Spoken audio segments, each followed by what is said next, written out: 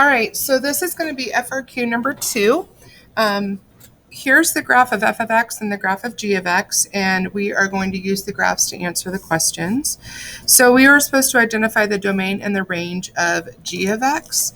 So if I take a highlighter and I look at the domain of g, so I'm on this function, and it looks like I'm going to start at -6. And I'm going to not include -6, and I'm going to go all the way to -1, but I'm still including -1, and then I go on forever. So if I take a look at that, that's going to be from -6 to infinity. The range is going to be from -infinity. Even though it looks like it stops at 1, I grab onto this function and continue until 5, but not including the 5, which is why it's parentheses. And then number 2, it says, if p of x is this function right here, then what is the value of, and then we have this, this set of things we need to compute. Show your work or explain how we determine the values of p of 3, f of 0, and g of 2.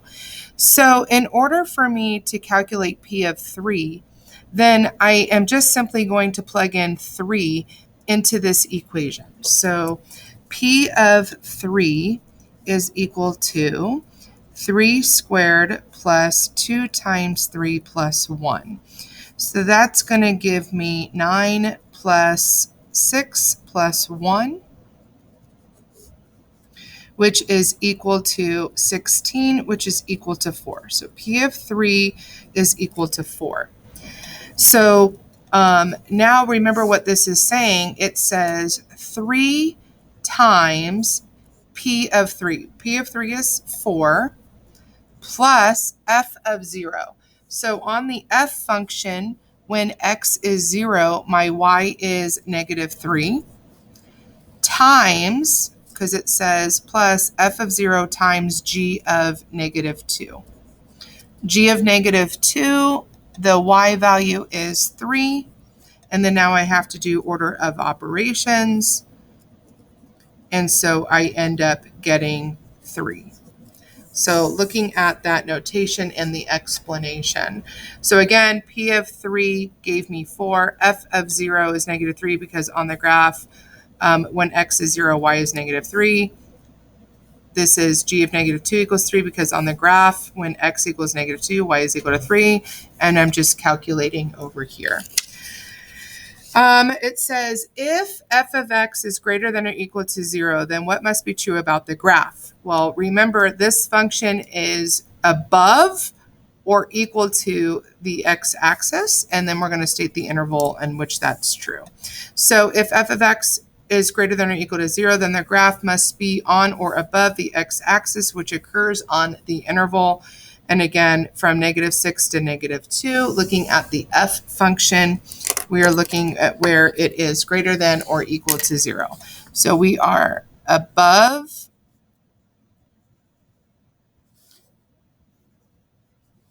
right here. So we've got -6, not including because it was, oh no, it is included because it's a dot, to -2, not including -2 because it's open, all the way to -1, which is included because it says that it's equal to, and then from 3 to infinity.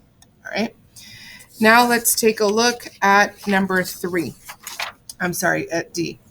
So I want you to look and identify how we could do this. This is a potential graph, but let me go through and look at how we could have looked at this. H of -5 is undefined, which you should know there's going to be an open circle when x is -5. I just don't know what the y value needs to be yet. H of 2 equals 5, which means that's a point on the graph. This is a point. This is a point. This is a point. This is a point. And this is a point. Okay, so I've got those points. It says the domain is from -5, not including -5, which makes sense, all the way to 4, and it includes 4. So I know I've got this part right. The range, though, is from -3 to 5. I definitely know that the top part is 5, but up until now, I did not know where the -5 needed to be. But because it says that the range, the smallest y value is -3 and doesn't include -3, that tells me that I needed to put the open circle right here so that this is connected with this. Then I need to now connect them the way that it's telling me to. So it needs to increase, which means it needs to rise on the interval when x is -5 all the way to 2. So I just need to make sure that I am rising all the way here. And then when I get to the x is 2, I need to decrease, which means I need to go down. Okay? So you could have connected these with lines, each individual lines, as long as it met those criteria. That's all that was expected.